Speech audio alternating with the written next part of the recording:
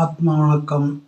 நமச்சிவாயன் வாழ்க, நாதந்தால் வாழ்க. அருட்பெருஞ்சோதி அருட்பெருஞ்சோதி தனிப்பெருங்கருணை அருட்பெருஞ்சோதி. அன்பு ஆண்மை உள்ள நண்பர்களே, ஆன்மீகம் என்றால்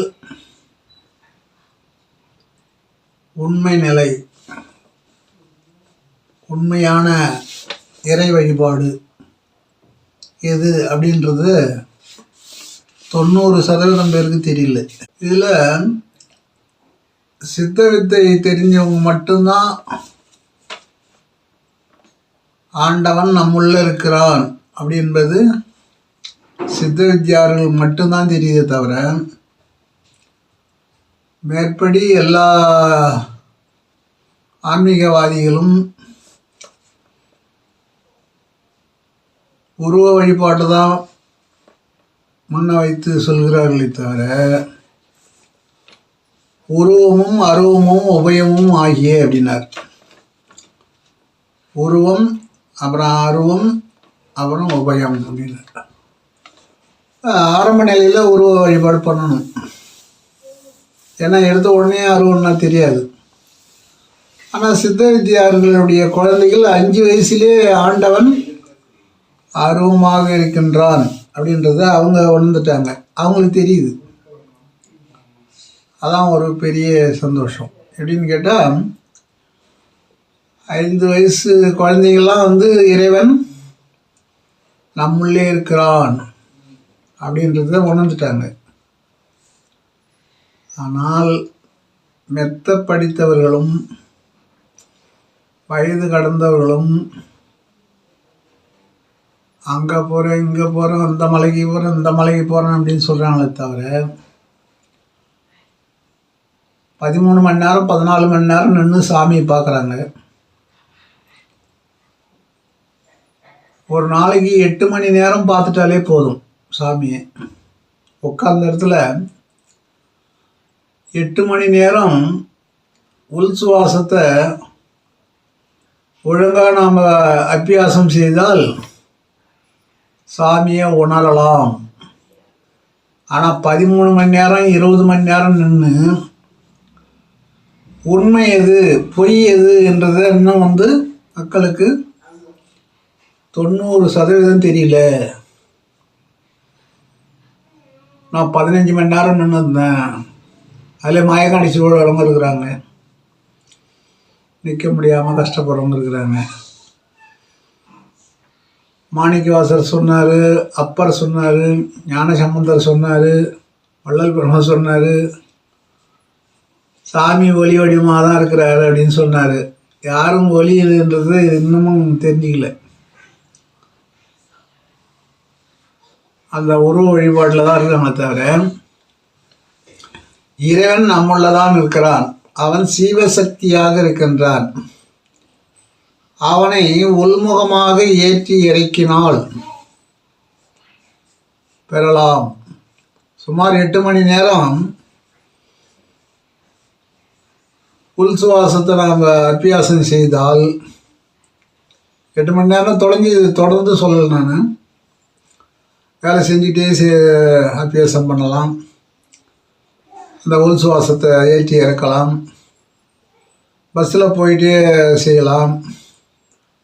இப்படி நமக்கு ஓய்வான நேரங்களில் அதை செய்தாலே ஒரு 8 மணி நேரம் ஒரு நாளைக்கு நாம் செய்ய முடியும். 8 மணி நேரம் செஞ்சுட்டு அந்த உள் சுவாசம் செஞ்சிட்டாலே 1 ஆண்டுக்குள்ளே உங்களுக்கு அதனுடைய பலன்கள் கிடைக்கும். 1 ஆண்டிலே. ஞானபிதா பல வருஷம் கஷ்டப்பட்டு இந்த உள் சுவாசம் நம்ம இப்போ ரொம்ப சிம்பிளாக பேசினுக்கிறோம். அதை தெரிஞ்சுக்கிறதுக்கு அவர் பல ஆண்டுகள் கஷ்டப்பட்டுருக்கார். பழனியில் போகர் தான் அவருக்கு கனவுல சொல்லி தந்தாராம், ஏன் இவ்வளோ கஷ்டப்படுற, தாய் வகத்தில் என்ன சுவாசம் பண்ணியோ அந்த சுவாசம்தான், இந்த சுவாசத்தை அபியாசம் செய்தால் ஏற்றி இறக்கினால் ஆயுள் கூடும், உடல் நோய்கள் தீரும், மனநோய்கள் தீரும். அப்புறம் என்னங்க, மனநோயே போயிடுமா, உடலில் எந்த நோயும் இருக்காதான். சித்து வித்தை கற்றவங்க 8 மணி நேரமாவது இது மாதிரி அபியாசம் பண்ணாதான் அவங்களுக்கு உடம்புல நோய் இருக்காது, எந்த நோயுமே இருக்காது. 8 மணி நேரம் யாரும் அபியாசம் பண்ணுறதில்ல. பண்ணுறாங்க, ஒரு சிலர் பண்ணுறாங்க, ஒரு சிலர் பண்ணுறதில்ல. ஏன்னா நம்ம வேலையும் செய்யணும், நம்ம பணியும் பார்க்கணும். பார்த்துக்கிட்டே கரகாட்டம் ஆடுறவங்க கரகத்தை தலையில் வச்சுக்கிட்டு உடம்ப அப்படி இப்படியே ஆட்டுவாங்க. ஆனால் சிரசு ஆடாமல் இருக்கும். ஏன்னா சிந்தனை சிரசுலேயே இருக்கும். ஏன்னா கரகம் கீழே வந்துடும். அந்த மாதிரி நம்ம எத்தொழிலை செய்தாலும் யாதொன்று நினைத்தாலும் முத்தர் மனம் மோனத்தேன. நம்முடைய எண்ணங்கள் அக்னி கண்ணிலே இருக்கணும். அந்த நெருப்பு கண்ணிலே நம்முடைய எண்ணங்களை வைக்கணும். சும்மா நம்ம ஒரு 2 நிமிஷம் அதை அபியாசம் பண்ணோம்னா பிறகு நம்ம வேலை செய்யலாம். பஸ்ஸில் போகிறவடைய செஞ்சுட்டே போகலாம், வண்டியில் போகலாம் செய்யலாம். அது சிலருக்கு சரி வராது. ஏன்னு கேட்டால் எதிர யார் வராங்கன்னு தெரியாது. அதனால் வண்டியில் போகும்போது செய்ய வேண்டியில்லை, பஸ்ஸில் போகும்போது செய்யலாம். நம்ம ஒரு ஓரமாக உட்காந்து அதை உள் சுவாசத்தை ஏற்றி இறக்கிட்டு போயிட்டே இருக்கலாம். ஒரு 4 மணி நேரம் நம்ம 2 மணி நேரம் நம்ம பயணம் செய்கிறோன்னா அந்த 2 மணி நேரமும் வேஸ்ட் ஆக தேவையில்லை. ஆனால் 2 மணி நேரம் நீங்கள் அதை அபியாசம் செய்தாலே, சாமி 20 மணி நேரம்னு பார்த்தாங்களே, அது ஒப்பாகாது. 20 மணி நேரம் எந்த சாமி பார்த்தாங்க? மெய் எது பொய் எதுன்றது தெரியல.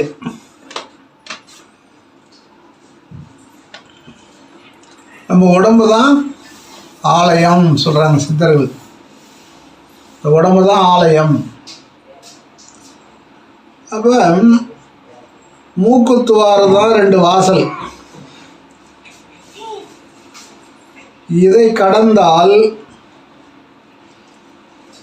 துர்க்குண மாய போய் தொலைந்தது நானானார். துர்க்குணமான மாயைகள்லாம் போயிடும்.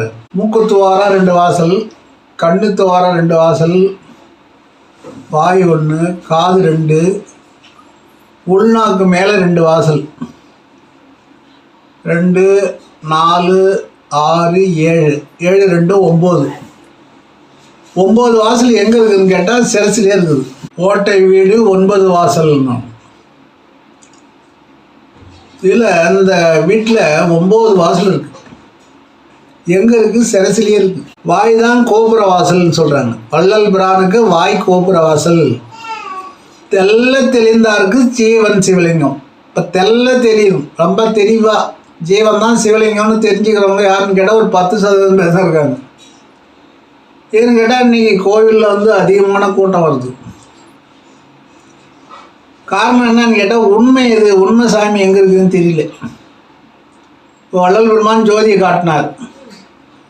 எது காட்டினார்? அந்த ஜோதியை பார்த்துட்டு நீங்கள் உள்முகமாக பாருங்கள், 2 புறவங்களுக்கு மத்தியில் பாருங்கள், நெற்றிக்கண்ணை பாருங்கள். உருதரித்த நாடியில் ஒடுங்குகின்ற வாய்வை கருத்தினால் நிறுத்தியே கபாலம் ஏற்ற வல்லீரே. நம்ம இந்த உருவை எடுக்கும்போது தாய் வயதிலே இந்த தொப்புள் முதல் உச்சி வரை இந்த நாடி அன்னைக்கே உற்பணமாகி போச்சு. தொப்புள் வழியாக நமக்கு இந்த காற்று சுவாசம் நம்ம பண்ணோம். தாயகத்தில் இருக்கும்போது வாய் வழியாக நம்ம சுவாசம் பண்ணோமா? மூக்கு வழியாக சுவாசம் பண்ணோமா? கிடையாது. தொப்புள் வழியாக தான் நம்ம சுவாசம் காற்றை எடுத்து இந்த உடம்பை கட்டிட்டு வந்தோம். அப்போ அதுதான் சொல்கிறார், உரு தரித்த நாடியில். இந்த உரு தரிக்கும் பொழுது, இந்த உருவாகும் போது, உரு தரித்த நாடியில் ஒடுங்குகின்ற வாய்வை கருத்தினால் நிறுத்தியே, நம்ம கருத்தை அங்கே எண்ணத்தை வச்சு நிறுத்தியே கபாலம் ஏற்ற வல்லீரே அப்படின்ற. விருத்தரும் பாலராவார் மேனியும் சிவந்துடும். இந்த காற்றை ஏற்றி இறக்கினா இந்த மேனி சிவந்துடுமா. உன்னதல் உயர்த்திட ஒளிமுகம் அலைந்திடேன்னு சொல்லுவார் வள்ளல் பெருமான். இப்போ அந்த ஒளியை போய் நீங்கள் டச் பண்ணும்போது போய் அதை தொட்டுக்கிட்டே வரும்போது பிரித்தரும் பாலராவார் மேனியும் சிவந்திடும். அரித்தரித்த அப்பன் பாதம் அம்மை பாதம் உண்மையே. அம்மை அப்பன் எல்லாம் அங்கே தான் இருக்காங்க. இதுதான் உண்மையான பாதம். இந்த பாதத்தை பாருங்கன்னா நீங்கள் எங்கெங்கே போய் பாதத்தை நின்று பார்த்துட்டு வரீங்க. நானும் சில நாள் பார்த்தேன் தெரியாத காலத்தில். அதுபோல் அதுதான் சித்தர்கள் என்ன சொல்கிறாங்க, ஆரம்ப நிலை நீங்கள் உருவத்திலேருந்து வாங்க தான் சொல்கிறாங்க. சரிகை, கிரிகை, யோகம், ஞானம். இப்போ நம்ம யோகத்துக்கு வந்துட்டோம். அடுத்தது ஞானம். இப்போ 4 இதாக பிரிக்கிறாங்கல்ல, சரிகை, கிரிகை, யோகம், ஞானம். இந்த உச்சிக்கும் கீழே இருக்கிற 2 வாசலை தான் அடிகணி சித்தர் சொல்கிறார். உச்சிக்கும் கீழடிய ஊசிமன வாசலுக்குள் மெச்சிக்கும் மேலேறி உன்புதுமை கண்டோர்க்கு. அந்த மெச்சிக்கு ஏறி பார்த்தா தான் அவனுடைய புதுமை தெரியும் அப்படின்னு சொல்கிறார். காதுக்கு மூக்கடியோ காதோர மத்தியத்தில். 2 காதுக்கும் இந்த புருவ மத்திக்கும் இப்படி கணக்கு வச்சு பார்த்தீங்கன்னா இந்த இடத்துல இருக்குது. இங்கே காது தான் மையம், பார்த்தா நேர்கோட்டில் இருக்குது. அப்போ காதுக்கு மூக்கடியோ காதோர மத்தியத்தில்னார். அந்த வாசலுக்கு சென்று விட்டால், அந்த வாசலை நீங்கள் அடைந்தால், அபியாசம் பண்ணால், அந்த வாசல் வழியாக காற்று ஏறினால், வேறு ஏற்றி இறக்கணும்னு சொன்னால் முதல் சளி குறையன்றார். இந்த ஆஸ்மா அது இது இருக்குல்ல, அதெல்லாம் சரியாயிடணுன்றார். ஏன்னா உடம்பு அனலாகுது. அப்போ வெண்ணெய் உருகிற மாதிரி உருகிடும் சளி. சளி சரியானாலே உனக்கு நாடி நரம்பெல்லாம் காற்று தடையில்லாமல் போயிட்டு வரும். அனைத்து நாடிகளுக்கும் காற்று போகும். எந்த நாடிக்கு காற்று போகலையோ அந்த இடத்துல வலி உண்டாகும். இந்த விரல் இருக்குன்னா இங்கே இந்த இடத்துல காற்று போகல, காற்று உலாவலை, இந்த நரம்புக்கு காற்று போகலை அப்படின்னு சொன்னால் அங்கே வலி உண்டாயிடும். அப்போ காற்று உடம்பு பூரா நமக்கு எல்லா இடங்களும் சென்று வரணும். எல்லா இடங்களுக்கும் இந்த உற்பத்தி ஆகிற ரத்தம் போயிட்டு வரணும். அதான் நாம் ஆரோக்கியமாக இருக்கிறோம்னு அர்த்தம். அப்போ நீங்கள் உள்சுவாசம் செய்யும்பொழுது எல்லா இடமும் இந்த வாயுவானது சென்று வரும். எந்த இடமும் இருக்காது. அது மட்டும் இல்லாத மூச்சு காற்று சேமிக்கப்படுகிறது. 4 அங்குலம் டெய்லி வேஸ்ட்டாக போகுது. அந்த 4 அங்குலம் ஒவ்வொரு நாளும் சேமிக்கப்படுது. எண்ணிலே இருந்த ஒன்றை யான் அறிந்தது இல்லையே. என் உள்ளதான் ஒன்று இருந்தது, அதை நான் அறியலையே அப்படின்றார். எண்ணிலே இருந்த ஒன்றை யான் அறிந்தது இல்லையே. எண்ணிலே இருந்த ஒன்றை யான் அறிந்து கொண்ட பின். எண்ணிலே இருந்த ஒன்றை யான் அறிந்து கொண்ட பின். எண்ணிலே இருந்த ஒன்றை யாவரும் காணவல்லீரே. என்கிட்ட தான் ஒன்று இருந்தது, அதை நான் பார்க்காம விட்டுட்டேன். நான் அதை பார்த்த பிறகு எல்லோரும் பார்க்க வாங்கன்னா யாரும் வரல அப்படின்றார். என்னிலே இருந்த ஒன்றை யான் அறிந்த பின்னர் யாவரும் காண வல்லீரே அப்படின்றார். என்னிலே இருந்து யான் உணர்ந்து கொண்டனே. என்னிலே இருந்ததை நான் உணர்ந்துட்டேன் அப்படின்றார். அப்போ நம்முள்ள ஒன்று இருக்குது, அதுதான் உணரணும். என்னிலே இருந்த ஒன்றை யான் அறிந்தது இல்லையே அப்படின்றார். கடவுள் என் உள்ளதான் இருக்காரு, அவர் நான் அறியலை அப்படின்றார் சிவவாக்கியர். அவர் அறிஞ்சிட்டார், நமக்கு தான் சொல்கிறார். அவர் தெரிஞ்சு கொண்டார், அவர் தெரிஞ்சு போச்சு. அவர் நமக்காக தான் சொல்கிறார். என்னிலே இருந்த ஒன்றை யான் அறிந்தது இல்லையே. என்னிலே இருந்த ஒன்றை யான் அறிந்த பின் யாவரும் காண வல்லீரே அப்படின்றார். நீங்களும் வாங்க அப்படின்றார்.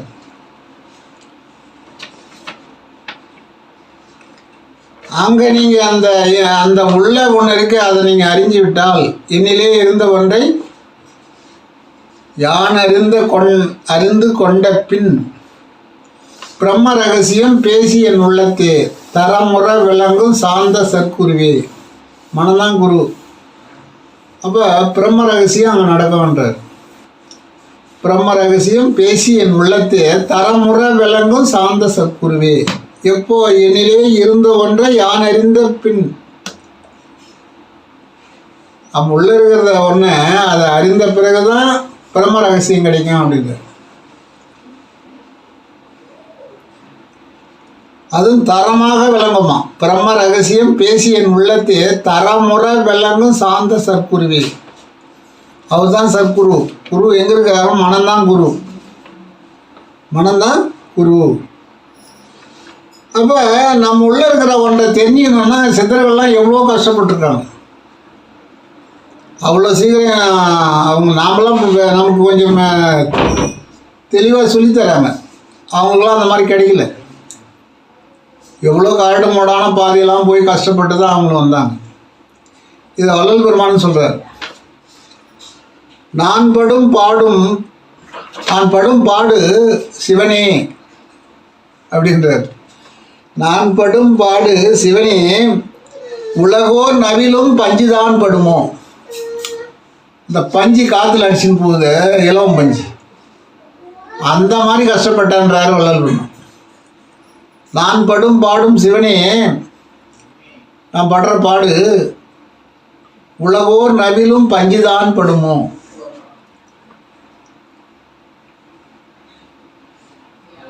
சொல்லத்தான் படுமோ எண்ணத்தான் படுமோ. சொல்லவே அதுக்கு அளவில்லைன்றார், எண்ணத்துக்கே அளவில்லைன்றார். சொல்லத்தான் படுமோ எண்ணத்தான் படுமோ. காண்படும் கண்ணியின் மாண்படுமாறு கலங்குகின்றேன். காண்படும் கண்ணியின் மாண்படுமாறு கலங்குகின்றேன். மான் என்ன செய்யணும்னா, நல்லா வெயிலில் தூரத்தை பார்த்துன்னா தூரத்தில் ஒரு அருவி ஓடுற மாதிரி தெரியும். அதுக்கு நம்ம கூட தெரியும், காணல்னு சொல்லுவாங்க. காணல் நீரை நம்பி மான் ஏமாந்து போச்சு அப்படின்னு சொல்லுவாங்க. காணல் நீர் போல் அப்படின்வாங்க. அப்போ தூரத்தில் ஒன்றை பார்க்கும்போது நல்லா வெயிலில் பார்த்தோம்னா ஒரு நீரோட ஓடுற மாதிரி தெரியும் காணல். அதை பார்த்து மான் ஓடி தண்ணிக்காக ஓடி ஏமாந்து ஓடி வந்துடும். அதுதான் சொல்கிறார். காண்படும் கண்ணியின் மாண்படுமாறு கலங்குகின்றேன். மான் எப்படி அந்த காணலை போய் பார்த்துட்டு வந்து தண்ணி இல்லாமல் ஏமாந்து போச்சோ அந்த மாதிரி கலங்குகின்றேன். ஏன் படுகின்றேன் என்று இறங்காயோ அப்படின்றார். ஏன் இவ்வளோ கஷ்டப்படுற, நீ இறங்கினியா அப்படின்னு கேட்குறாரு. இறங்குவார். அவர் இறங்கிட்டார். எப்படின்னு கேட்டால், நீ அவரை பார்க்கல, உள்ளே இருந்தவரை நாம் பார்க்கல, நம்மளதான் இருக்காருன்றது நான் பார்க்கல. என்னுள்ளே மலர்ந்து என்னுள்ளே விரிந்த என்னுடைய அன்பே என்னுவார்.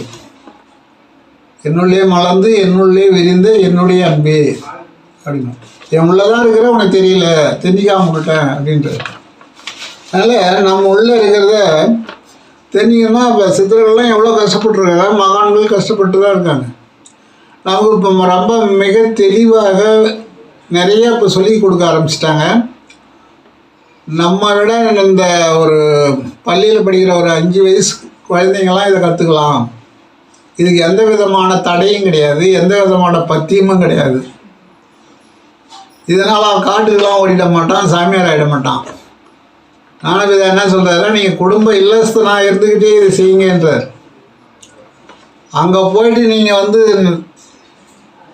தீட்சை பெறணும்னு சொன்னால் இல்லறத்தானுக்கு தான் தீட்சை கொடுக்குறாங்க. துறவரன்றது அது வேறு. 60 வயசுக்கு மேற்பட்டவங்களுக்கு துறவரம். இல்லத்தாருக்கு 20 வயசு 25 வயசு 5 வயசுலேயே கொடுக்குறாங்க. 5 வயசுலேயே அந்த சீவசக்தி ஆகிய அந்த காற்றை எப்படி அபியாசம் செய்வது, விசித்தி முதல் ஆக்கின வரை எப்படி நம்ம ஏற்றி இறக்குவது அப்படின்னு சொல்லித்தராங்க. சின்ன பசங்கள்லாம் செய்யுதுங்க, 5 வயசு பசங்கள்லாம் செய்கிறாங்க. வடகரையில் பார்க்கும்போது கேரளாவில் அம்மையார்பாளையத்துலையும் சரி, எல்லாம் பசங்கள்லாம் நல்லா ஒழுக்கமாக இருக்காங்க. இது அபியாசம் செய்யக்கூடிய பசங்க 20 வயசு 15 வயசு பெண்களாக இருந்தாலும் ஆண்களாக இருந்தாலும் ரொம்ப ரொம்ப ஒழுக்கமாக இருக்காங்க. ஏன்னா இந்த வித்தையை வாங்கணும்னு சொன்னால் மது மாது சூது கள்ளம் கபடம் லஞ்சம் லாவண்யம் எதுவுமே இருக்கக்கூடாது. சைவமாக இருக்கணும், அவ்வளோதான். இதுதான் இது கண்டிஷன். நீ வேலை செய்யலாம், கல்யாணம் செஞ்சுக்கலாம், குழந்தைய பெற்றுக்கலாம், நீ குடும்பம் நடத்திக்கலாம், எல்லாம் செஞ்சுக்கலாம். ஆனால் சைவமாக இருக்கணும். மதம் ஆச்சிரம் காம குரோதம் எதுவும் இருக்கக்கூடாது. நம்ம ஒழுங்காக அபியாசம் பண்ணால் நமக்கு எந்த விரோதியும் கிடையாது. எதிரியே இருக்க மாட்டான். எதிரியே நமக்கு கிடையாது. யாரை பற்றி நம்ம பயப்பட வேண்டியதில்லை. அவன் எப்பேற்பட்ட அரசனாக இருந்தாலும் சரி, எப்பேற்பட்ட கோடீஸ்வரனாக இருந்தாலும் சரி, எப்பேற்பட்ட பதவியில் உள்ள இருக்கவங்களாக இருந்தாலும் நம்ம அவங்க சாதாரணமாக பார்த்துட்டு போயிட்டே இருப்போம். நம்ம ஏன்னு கேட்டால் அவங்கள விட 1000 மடங்கு உயர்ந்தவங்களை நம்ம உள்ளே பார்க்குறோம். யாரு? இந்த அதிகாரியை விட 1000 மடங்கு உயர்ந்தவங்களை நம்ம உள்ளே பார்க்குறோம். அப்போ 1000 மடங்கு பெருசா, இது 1 மடங்கு பெருசா? எனக்கெல்லாம் கூட எந்த அதிகாரி யார் போகிறாங்க வராங்க அதெல்லாம் அது ஒரு பெருசாக நினைத்தே கிடையாது. ஏன்னு கேட்டால் அவங்க நம்மவர் தானே. ஆனால் உண்மை தெரியாதவர்கள். பெரிய பதவியில் இருக்கலாம், ஆனால் உண்மை தெரியல. உண்மை எது பொய் எது, உண்மை எது பொய் எது தெரியல. பொய் நெல்லை குத்திய பொங்க நினைத்தவன் கை நெல்லை விட்டானம்மா அப்படி கேபி சுந்தரமா பாடுவாங்க. பொய் நெல்லை குத்தினா கையில் இருக்கிற நெல்லை விட்டான் அப்படின்றாங்க. அப்போ கையில் நம்ம உள்ளே இருக்கக்கூடிய ஜீவனை நம்ம தெரியாமல் உலகம் பூரா அழிஞ்சிட்டு இருக்கோம். மலையெல்லாம் ஏறுறோம், காடு மலையெல்லாம் ஏறி அங்கே கஷ்டப்பட்டு மூச்சடைந்து பிபி ஏறி மரணமே நேருது. ஒரு முஸ்லீம் தான் பாடினார், சொன்னாங்க, இருக்கும் இடத்தை விட்டு இல்லாத இடம் தேடி எங்கெங்கோ தேடுகின்றாய் ஞானத்தங்கமே. இந்த இருக்கிற இடத்த விட்டுட்டு நீ ஏன் எங்கெங்கே போய் 17 மணி நேரம் 20 மணி நேரம் உட்காந்து காசை செலவு பண்ணிட்டு வர? ஆனால் வள்ளல் பெருமான் சொல்கிறார், பெரியோர்கள் எழுந்தொழிய திவ்ய தலங்களுக்கு சென்றுவான்றார். அது என்னன்னு கேட்டால் சித்தர்கள் சமாதி போயிட்டு வரலான்றார். அங்கே போயிட்டு வாங்க, அவங்களுடைய ஆற்றல் உங்களுக்கு கிடைக்கும் அப்படின்றார். இப்போ சளி தான் எல்லாருக்கும் ஒரு பெரிய பிரச்சனையாக இருக்குது. எங்கே பார்த்தாலும் சளி தான்.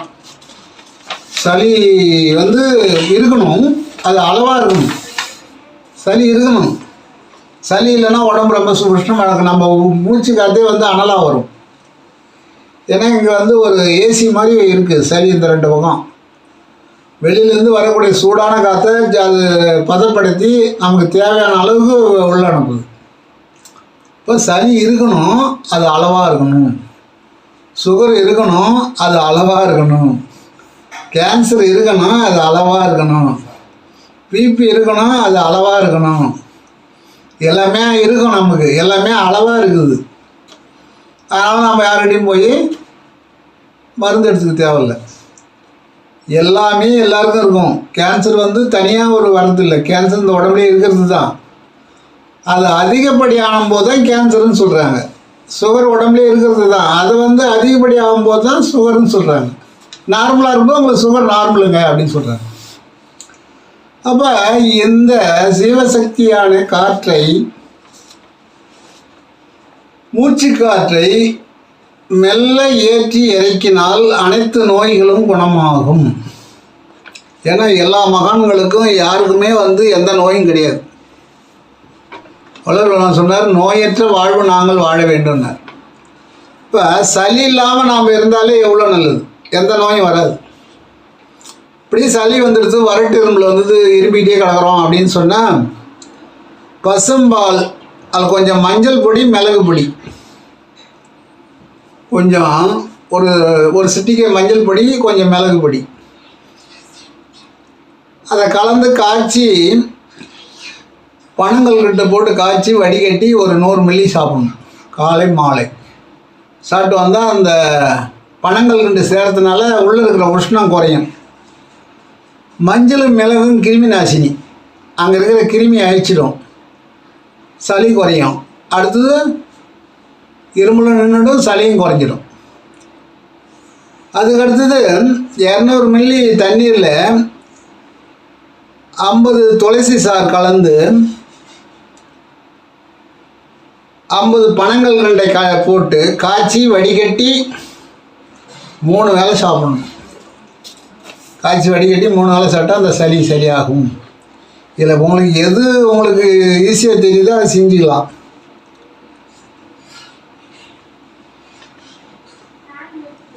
அப்புறம் ஒரு சிம்பிளான வழி, இதெல்லாம் எங்களால் செய்ய முடியாதுப்பா அப்படின்னா, வெறுகடி அளவு பனங்கற்கண்டு, வெறுகடினா அந்த 3 விரலால் எடுக்கிறது, வெறுகடி அளவு பனங்கற்கண்டு, வெறுகடி அளவு சீரகம், பல் இருக்கிறவங்க வாயில் போட்டு மென்று நல்லா சுவைச்சி சாப்பிட்டாலே அந்த வறட்டு எலும்பு சரியாயிடும். 3 வேளை சாப்பிடணும். வறட்டு எலும்பும் சரியாயிடும், சளியும் குறைஞ்சிடும். அதுவும் என்னால் முடியாதுங்க அப்படின்னா, எலுமிச்சம்பழம் சாறு 1 ஸ்பூன், தேன் 1 ஸ்பூன். இப்போ எது உங்களுக்கு ஈஸியாக இருக்கோ அதை நீங்கள் சுழுவாக இருக்கிறத செஞ்சு சாப்பிடுங்க. எலுமிச்சம்பழம் சாருக்கு என்கிட்ட எலுமிச்சம்பழம் இருக்குன்னா தேன் அது 1 ஸ்பூனு, தேன் 1 ஸ்பூன் சாப்பிடணும். ஆனால் சளி குறையிற வரைக்கும் நீர் பதார்த்தங்களை குறைச்சிக்கணும், உஷ்ணமான பதார்த்தங்களை சாப்பிடணும். நார்மலான பிறகு அப்புறம் நீங்கள் எப்படி சாப்பிட்ற மாதிரி சாப்பிடணும் என்று சொல்லி, நம்ம சளி தான் மெயினாக நமக்கு எல்லா நோயும் கொண்டு வரக்கூடியது. அந்த சளியை கட்டுப்படுத்தினா மற்றது எல்லாமே கட்டுப்படும். அதுதான் வள்ளல் பெருமான் சொல்லுவார், ஐயமும் திரிவும் அறுத்து என் உடம்பினில் ஐயமும் நீக்கியே அற்பெருஞ்சோதி அப்படின்னு. ஐயம்னா பயம், ஐயம்னா சளி, திரிப்புனா மயக்க நிலை. இந்த சளி இருந்தால் மயக்கம் வந்துடும், பயம் வந்துடும், கோழை அதிகமாகி போச்சுன்னா பயம் வந்துடும், செத்துருமோன்ற எண்ணம் வந்துடும். அதான் பயம். சளி அடைக்குது, எப்போ செத்துருமோ அப்படின்ற எண்ணம் வரும். நம்ம மனசு எதை லயம் பண்ணுதோ அது நடந்து போகும் என்று சொல்லி இதோடு நிறைவு செய்கிறேன்.